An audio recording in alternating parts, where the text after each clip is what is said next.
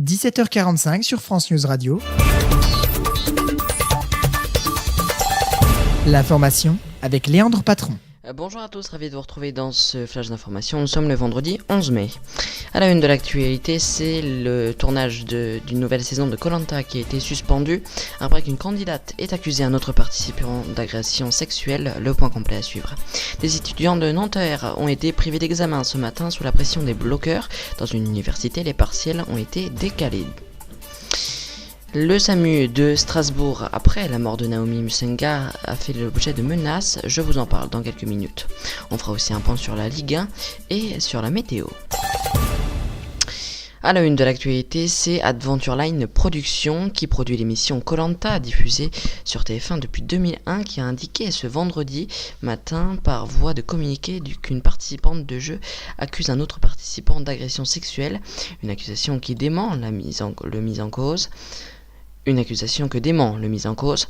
Je cite, dans la nuit du 4e au 5e jour de tournage, une concurrente a fait état de faits susceptibles de relever d'agressions sexuelles.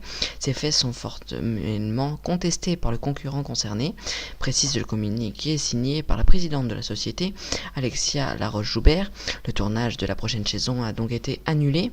C'est une très mauvaise nouvelle pour TF1 car Koh-Lanta est l'une de ses plus grosses émissions qui rapporte beaucoup d'argent à la société TF1.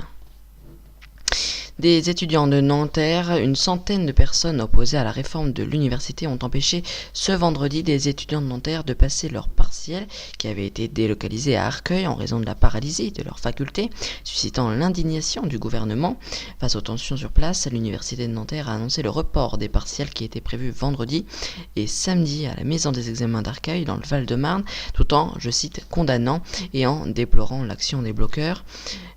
Plusieurs policiers ont dû être mobilisés pour faire fuir les bloqueurs.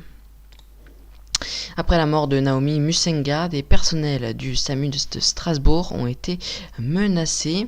Malgré les appels au calme de la famille, les personnes du centre hospitalier universitaire du CHU de Strasbourg sont l'objet d'appels malveillants et menaçants depuis la publication de l'enregistrement de la conversation entre l'assistante de régulation médicale et la mère de famille. Le 29 décembre dernier, Naomi Musenga est morte quelques heures après avoir contacté le 15. La jeune femme a expliqué à l'opératrice avoir, je cite, très mal et également supplié l'agent de l'aider. En réponse, elle n'a obtenu qu'une invitation sèche à contacter SOS Médecins. Je cite, « Oui, vous allez mourir certainement un jour », comme tout le monde, a également rayé l'assistante de régulation médicale, âgée d'une cinquantaine d'années et expérimentée, qui a remplacé ce jour-là une collègue malade.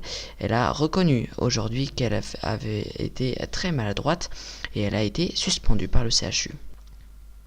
En bref, une Française résidant au Canet en visite à Monaco ce jeudi a succombé dans la nuit au centre hospitalier Princess Gas des suites de ses blessures. Vers 16h15, dans l'escalier reliant le Suns Casino au Bouddha Bar, elle faisait partie de 5 personnes blessées par la chute d'une euphorbe candérale, comprenait un cactus. La personne est décédée car elle a été touchée aux jambes et souffrant d'une plaie ouverte. On fait le point sur la Ligue 1. Ce week-end, il y aura de nombreux matchs qui se dérouleront ce samedi soir à 21h.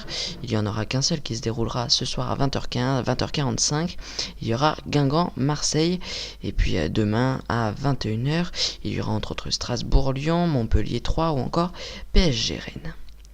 Un coup d'œil sur la météo avec ce samedi matin de la pluie dans la Nouvelle-Aquitaine. Partout d'ailleurs, il y aura du grand soleil avec des températures allant de 11 à 20 degrés pour Nice.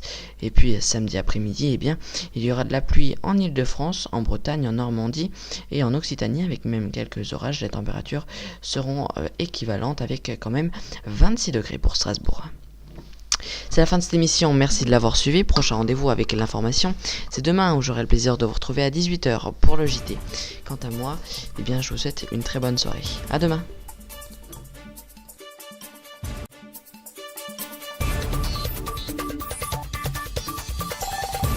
Nous avons lancé un formulaire de satisfaction qui prend que 3 minutes pour répondre. Nous avons besoin de votre avis pour répondre à notre court formulaire de satisfaction. Rendez-vous donc dans la barre d'infos ou sur infotv.fr.nf. On compte sur vous.